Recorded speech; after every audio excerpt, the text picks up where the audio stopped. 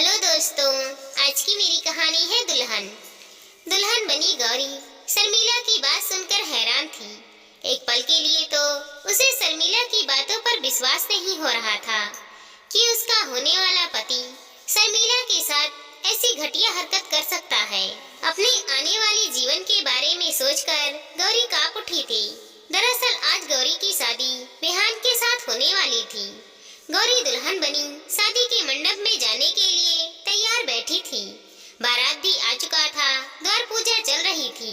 गांव की सारी औरतें दूल्हे को देखने के लिए छत की बालकनी से झांक रही थी और कुछ औरतें नीचे बैठकर विहान को टकटकी लगाए देखे जा रही थी।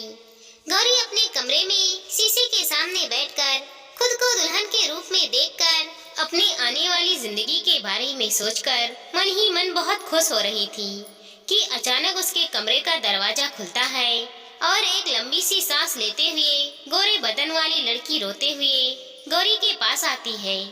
वो जितनी तेजी से गौरी के सामने रोए जा रही थी, उतनी ही तेजी से उसके हाथ पांव कांप रहे थे। उसकी सांसें जोर जोर से चल रही थी। ऐसा लग रहा था जैसे मीलों से भागती हुई आई हो। पहले तो गौरी उसे देखकर डर गई, फिर उसने बड़ी हिम्मत करते हुए पूछा, कौन हो तुम? यहाँ क्या करने आई हो? तो वो लड़की जिसका नाम शर्मिला था, उसने रोते हुए गौरी को बताया, गौरी तुम मुझे नहीं जानती, लेकिन मैं तुम्हें जानती हूँ। हो सकता है तुम्हें मेरी बात पर विश्वास ना हो, लेकिन प्लीज मेरी बातें ध्यान से सुनो। मेरे साथ साथ तुम्हारी भी जिंदगी का सवाल है। यह कैसी बातें कर रही हो तुम? ना मैं तुमसे आज से पहले मिली हूँ, ना मैं तुम्हें जानती हूँ। तुम मेरी जिंदगी के बारे में क्या बता सकती हो? गौरी गुस्से में बोली, और तुम्हें यहाँ पर आने किसने दिया? गौरी प्लीज मेरी बात सुनो, अभी तुम्हारी जिंदगी की शुरुआत हो रही है। ऐसा ना हो बाद में तुम्हें पछताना पड़े। मेरे लिए ना सही, कम से कम अपने लिए बस 2 मिनट मेरी बातें सुन लो। शर्मिला लगातार रोए जा रही थी। गौरी के हाथ पांव जोड़ रही थी ताकि गौरी उसकी बात सुन ले। शर्मिला की हालत देखकर गौरी को उसके ऊपर तरस आ गया। उसने शर्मिला को बैठाया, उसे थोड़ा पानी पीने के लिए दिया और बोली, पहले तुम थोड़ा शांत हो जाओ, उसके बाद बताना। थोड़ी देर बाद गौरी ने सवाल किया, अब बोलो क्या बताना चाहती हो? पानी पीने के बाद शर्मिला ने कहा, गौरी जो नीचे दूल्हे के भेष में तुमसे शादी करने के लिए आया है वो विहान मेरा बॉयफ्रेंड है। क्या? इतना सुनते ही गौरी हैरान रह गई। गौरी उसने मुझसे शादी का वादा किया था, अब वह मुझे धोखा देकर तुमसे शादी करना चाहता है। वो तुम्हें भी धोखा दे रहा है। ये क्या बकवास कर रही हो तुम? शर्मिला तुम्हारा दिमाग खराब हो गया है। मैं तुम्हारी बातों पर कैसे विश्वास कर लूं, जबकि मैं तुम्हें जानती तक नहीं हूँ। मुझे पता है गौरी तुम इतनी जल्दी मुझ पर विश्वास नहीं करोगी। मेरी बातों पर ना सही, कम से कम मैं जो सबूत लेकर आई हूँ उस पर तो विश्वास कर सकती हो ना। अब गौरी को भी शर्मिला की बातों पर थोड़ा थोड़ा विश्वास होने लगा था। उसने शर्मिला की बातें पहले ध्यान से सुना। हो सकता है ये सही कह रही हो। शर्मिला ने अपना फोन निकाला और विहान के साथ उसने अपनी बहुत सारी तस्वीरें दिखाई। गौरी ने तस्वीर देखा, वह दोनों कहीं घूमने गए हैं, साथ में खाना भी खा रहे हैं। बाइक पर बैठकर दोनों मौज मस्ती कर रहे हैं और साथ ही साथ उसने वो सारी मैसेज भी दिखाई जो विहान ने और शर्मिला ने एक दूसरे को भेजा था। उसके बाद शर्मिला ने कॉल रिकॉर्डिंग भी गौरी को सुनाया, जिसमें विहान शर्मिला से कह रहा था, शर्मिला मुझे माफ कर दो। मैंने अपने परिवार वालों को बहुत समझाया, तुम्हारे बारे में भी बताया। मैंने उनसे कहा कि मैं तुमसे शादी करना चाहता हूँ, लेकिन मेरे परिवार वालों ने मेरी बात बिल्कुल नहीं मानी। मेरी माँ ने जहर खा लिया। मैं अपनी माँ की जान बचाने के खातिर मजबूर होकर गौरी से शादी कर रहा हूँ, लेकिन मेरे दिलो दिमाग में किसी और के लिए जगह नहीं है। मेरे दिल में बस तुम ही रहती हो। मैं तुम्हें ही पूरे मन से अपनी पत्नी मानता हूँ। मैं भले ही गौरी से शादी करने जा रहा हूँ, लेकिन मैं उसे कभी भी पति का प्यार नहीं दे पाऊंगा। विहान की बातें सुन गौरी के होश उड़ गए थे।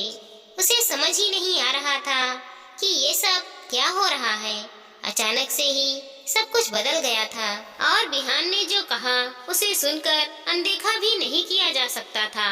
तभी शर्मिला ने कहा, गौरी, बिहान ने हमारे साथ मीठी मीठी बातें करके झांसे में फंसा लिया है कि मुझे उसकी बातों पर पूरा विश्वास हो गया। मैंने सोचा कि हो सकता है बिहान ने मेरे लिए अपने परिवार वालों से लड़ाई की होगी और उन्हें समझाया होगा, मेरी खातिर उन्हें मनाने की कोशिश की होगी। लेकिन लाख कोशिश करने के बावजूद जब वह नहीं माने तो मजबूर होकर उसने शादी के लिए हाँ की होगी। पर ऐसा कुछ नहीं था। मैं उसकी बातों में आकर शांत हो गई कि कम से कम बिहान तो मेरे बारे में सोच रहा है। लेकिन आज मेरे दिल में बहुत बेचैनी हो रही है। मेरा मन नहीं माना तो मैंने जैसे तैसे बिहान के घर वालों से पता करने की कोशिश की तो मुझे पता चला कि बिहान ने मेरे बारे में अपने माँ बाबूजी से ऐसी कोई बात नहीं की है। वहाँ पर किसी को मेरे बारे में कुछ पता ही नहीं है। और सबसे बड़ी बात यह है कि बिहान के चेहरे को देखकर एक बार भी ऐसा नहीं लग रहा है कि वह ये शादी मजबूरी में कर रहा है। उसके चेहरे पर तो खुशी दिखाई दे रही है, आंखों में चमक है। मैं समझ गई कि बिहान मुझे धोखा दे रहा है। वह तुम्हें भी पत्नी बनाकर इस्तेमाल करेगा और प्यार के नाम पर मुझे धोखा दे रहा है। मेरी भी इज्जत के साथ खेलता रहा। एक तरफ से मैं उसकी रखेल बनकर रह गई हूँ, इसीलिए मैं बहुत हिम्मत जुटाकर तुम्हारे पास आई हूँ ताकि तुम्हें बिहान की सच्चाई बता सकूं। गौरी, अब सब कुछ तुम्हारे हाथ में है। बिहान की सच्चाई जानने के बाद अभी भी तुम उससे शादी करना चाहती हो तो मैं तुम्हें नहीं रोकूंगी। तुम बेशक उससे शादी कर लो, लेकिन ऐसे धोखेबाज इंसान से शादी करके तुम कभी भी खुश नहीं रह पाओगी, क्योंकि ये मेरे पास भी आएगा और तुम्हारे पास भी जाएगा। इसको बाहर मुंह मारने की आदत हो गई है। शर्मिला की बात सुनकर गौरी को कुछ समझ में नहीं आ रहा था। आखिर वह करे तो क्या करे। बारात दरवाजे पर आ चुकी थी, द्वार पूजा हो रही थी, सारे रिश्तेदार भी आ चुके थे। ऐसे में अगर वह बिहान को बुलाकर पूछती या बिहान से शादी करने के लिए इनकार भी कर देती तो उसकी इज्जत का तमाशा बन जाता। माँ बाबूजी की बनाई हुई इज्जत मिट्टी में मिल जाती। तभी गौरी के मन से आवाज आई, गौरी, अगर आज इज्जत दिखेगी तो पूरी जिंदगी तुम्हें रोना पड़ेगा।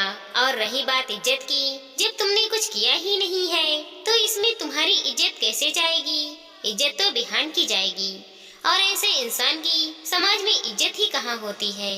मान सम्मान उसको मिलता है जिनके पास इज्जत नाम की चीज होती है।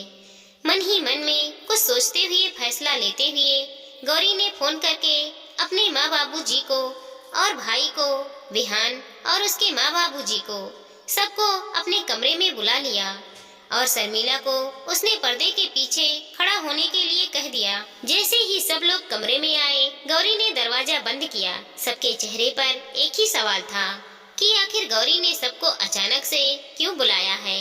बिहान को ध्यान से देखने के बाद गौरी ने अपनी माँ और बाबूजी से कहा, माँ, बाबूजी, मुझे आप लोगों से कुछ बताना है, इसीलिए प्लीज मेरी बातों को ध्यान से सुनिए। फिर वह बिहान की ओर जाते हुए बोली, तुम किसी शर्मिला नाम की लड़की को जानते हो क्या? इतना सुनते ही बिहान का चेहरा उतर गया। उसके चेहरे पर तो 12 बजे थे। उसने कहा, नहीं, क्या बात कर रही हो? ये शर्मिला कौन है? मुझे नहीं पता उसके बारे में। अच्छा, तुम्हें नहीं पता कि शर्मिला कौन है? हाँ, नहीं पता। बात क्या है ये तो बताओ। ठीक है, अभी बताती हूँ। कहते हुए गौरी ने शर्मिला को आवाज दी। पर्दे के पीछे से जैसे ही शर्मिला निकलकर बिहान के सामने खड़ी हुई, बिहान का चेहरा लाल पीला हो गया। डर से उसकी हालत खराब हो रही थी। ये कौन है बिहान? गौरी ने पूछा। बिहान की आवाज ही नहीं निकल रही थी। ये लड़की कौन है बेटा? तभी गौरी के बाबूजी ने पूछा। बताती हूँ बाबूजी, सब कुछ बताती हूँ, इसीलिए तो मैंने आप सबको यहाँ पर बुलाया है। उसके बाद गौरी ने वह सारी बातें, सारी मैसेज, सारी फोटो और कॉल रिकॉर्डिंग सब कुछ अपने माँ बाबूजी के साथ साथ बिहान के माँ बाबूजी को भी सुना दी। सारी सच्चाई जानने के बाद बिहान की माँ कहने लगी, नहीं नहीं, ये लड़की मेरे बेटे को फंसा रही है, मेरे बेटे को बदनाम करने की कोशिश कर रही है। ये लड़की चरित्रहीन है, इसका सब बनाया खेल है मेरे बेटे को अपने जाल में फंसाने के लिए। मेरा बेटा ऐसा नहीं है, ये झूठ बोल रही है। आप कौन सी झूठ की बात कर रही हैं आंटी? सारे सबूत देखने के बाद भी आप अपने बेटे पर विश्वास कर रही हैं, उसकी साइड ले रही हैं। अगर यही सब आपकी बेटी के साथ हुआ होता तो क्या करती आप? इतना सुनते ही बिहान की माँ चुप हो गई। बिहान, अब तुम्हें कुछ कहना है? फिर से गौरी बोली, लेकिन बिहान कुछ बोल नहीं पा रहा था। शर्मिला लगातार रोए जा रही थी। तभी गौरी के बाबूजी ने आगे बढ़कर गुस्से में बिहान का कॉलर पकड़ लिया और एक जोर का तमाचा लगाते हुए कहा, कमीने, मक्कार, तू मेरी बेटी की जिंदगी बर्बाद कर रहा था। एक लड़की के होते हुए दूसरे से शादी करने चला था। नहीं बाबूजी, ऐसा करने से कुछ नहीं होगा। ये आपका थप्पड़ इसके लिए बहुत छोटी सजा है। बिहान, तुम्हें शर्मिला से शादी करनी होगी। तुमने उसे धोखा दिया है, उससे प्यार करने का नाटक किया है, उससे शादी करने का झांसा दिया है, इसीलिए तुम्हें उससे शादी करनी पड़ेगी, वरना मैं पुलिस को फोन करके बुला लूंगी। कहते हुए गौरी ने जैसे ही पुलिस का नंबर अपने मोबाइल में डायल किया, वैसे ही बिहान की माँ बीच में बोल पड़ी, नहीं बेटा, पुलिस को बुलाने की जरूरत नहीं है। मैं शर्मिला को अपने घर की बहू बनाने के लिए तैयार हूँ। मुझे माफ कर दो, मुझे इसके बारे में नहीं पता था। बिहान इससे शादी कर लेगा, है ना बिहान? हाँ माँ, मैं शर्मिला से शादी करने के लिए तैयार हूँ। बिहान के मुंह से इतना सुनते ही शर्मिला बिहान के पास जाकर उसे एक जोर का तमाचा मारते हुए और चीखते हुए बोली, शर्म नहीं आती बिहान? गिरगिट की तरह रंग बदलते हुए, अरे तू मुझसे शादी क्या करेगा? मैं खुद तुमसे शादी नहीं करूंगी। तुम्हारे जैसे नीच गिरे इंसान से शादी करके मैं अपनी जिंदगी बर्बाद नहीं करूंगी। शर्मिला, ये कैसी बातें कर रही हो तुम? तुमने ही तो ये शादी रुकवाई है कि तुम बिहान से शादी कर सको। नहीं गौरी, मैं तो इससे तब शादी करना चाहती थी जब तक इसकी असलियत मुझे पता नहीं थी। मैं इससे शादी करके अपनी जिंदगी बर्बाद नहीं करूंगी। अभी जो इनकी माँ मुझे गंदी गंदी गालियाँ दे रही थी, मुझे उल्टा सीधा बोल रही थी, पुलिस का नाम सुनते ही डर के मारे मुझे अपनी बहू बनाने के लिए तैयार हो गई। ऐसे परिवार पर क्या भरोसा? कल को मैं उनके घर की बहू बन जाऊं और ये लोग मुझ पर अत्याचार करना चालू कर दे। और क्या भरोसा इनके बेटे का, जो आज पुलिस के डर से मुझसे शादी करने के लिए तैयार हो गया है। ये मुझे पति का प्यार देगा, मुझे मान सम्मान के साथ अपने घर में रखेगा। अगर ये मुझसे प्यार करता तो बात यहाँ तक नहीं आती। ये बस मुझे अपनी बहकावे में रखना चाहता था। शादी करके तुम्हारे साथ मजे करता और मुझे भी अपनी रखेल बनाकर रखता। ऐसे इंसान से शादी करने से अच्छा है कि मैं पूरी जिंदगी कुंवारी ही रहूं। मैं इतनी आसानी से इसका पीछा छोड़ने वाली नहीं हूँ। इसने एक नहीं दो दो जिंदगियों के साथ खिलवाड़ किया है। इसे अय्यासियों का बहुत शौक है। मैं इसे ऐसी सजा दूंगी ना कि आज के बाद ये किसी का पति बनने के लायक नहीं रहेगा और ना ही किसी लड़की की जिंदगी के साथ खिलवाड़ करेगा। कहते हुए शर्मिला ने फौरन पुलिस को फोन कर दिया। पुलिस आई और बिहान को गिरफ्तार कर लिया। शर्मिला ने बिहान पर धोखाधड़ी का केस करके उसे पुलिस के हवाले कर दिया। गौरी ने भी बिहान पर धोखाधड़ी करने के जुर्म में मुकदमा कर दिया। पुलिस देखकर बिहान डर गया। वो शर्मिला से माफी मांगने लगा। शर्मिला, प्लीज मुझे माफ कर दो। अब तुम जैसा कहोगी मैं वैसा ही करूँगा। मैं तुम्हें धोखा कभी नहीं दूंगा। प्लीज मुझे माफ कर दो। मैं तुमसे शादी करने के लिए तैयार हूँ। नहीं बिहान, तुम लाख कहो, लेकिन मैं तुम्हारे झांसे में नहीं आने वाली। अगर मुझे तुम्हारे घर का पता नहीं मिला होता तो अब तक मैं तुम्हारे झांसे में ही रहती और तुम्हारा इंतजार करती बैठी रहती और तुम मेरी जिंदगी बर्बाद करते रहते। एक तरफ से मैं तुम्हारी रखेल बनकर रह जाती। इसीलिए तुम्हें सबक सिखाना जरूरी था। जब तुम्हारे गांव समाज में, तुम्हारे रिश्तेदार में तुम्हारी बेइज्जती होगी और तुम्हारी हरकतों के बारे में उन्हें पता चलेगा तो किसी भी गांव की लड़की तुमसे शादी करना नहीं चाहेगी और कोई भी पिता अपनी बेटी तुम्हें देने के लिए 1000 बार सोचेगा। तब तुम्हें पता चलेगा कि अय्यासी की सजा क्या होती है और तुम सपने में भी कभी किसी लड़की के साथ धोखा करने के बारे में सोचोगे भी नहीं। उसकी इज्जत के साथ खिलवाड़ करने का ख्याल तुम्हारे मन में आएगा ही नहीं। तब तुम तिल तिल करके मरोगे। तुम्हारे लिए यही सजा है। तुमने मेरे जज्बातों के साथ खिलवाड़ किया है, मेरी जिंदगी बर्बाद की है। तुमने मुझे कहीं का नहीं छोड़ा। कहते हुए शर्मिला रोने लगी। पुलिस विहान को लेकर जा चुका था। विहान के माँ बाबूजी भी अपने बेटे के करतूत की वजह से शर्माते हुए बारात वापस लेकर चले गए थे। विहान को उसकी करने की सजा मिल चुकी थी, लेकिन सबसे बड़ी बात ये थी कि गौरी के एक हिम्मत ने, शर्मिला के एक साहस ने आज शर्मिला के साथ साथ गौरी की भी जिंदगी बचा ली थी। दोस्तों, हमारे गांव समाज में ऐसी बहुत सारी लड़कियां हैं जो किसी के भी बहकावे में आकर अपनी जिंदगी बर्बाद कर चुकी हैं। विहान जैसे लड़के किसी भी लड़की को बहला फुसलाकर अपनी बातों में उलझाकर उन्हें अपनी रखेल बना लेते हैं। हम सब बहनों से गुजारिश है कि किसी भी लड़के के बहकावे में न आए और अपनी जिंदगी बर्बाद होने से बचाएं। दोस्तों, हमारी इस छोटी सी कहानी को लाइक करें, शेयर करें और चैनल पर नए हैं तो सब्सक्राइब करें। मिलते हैं अगले वीडियो के साथ। तब तक के लिए धन्यवाद दोस्तों।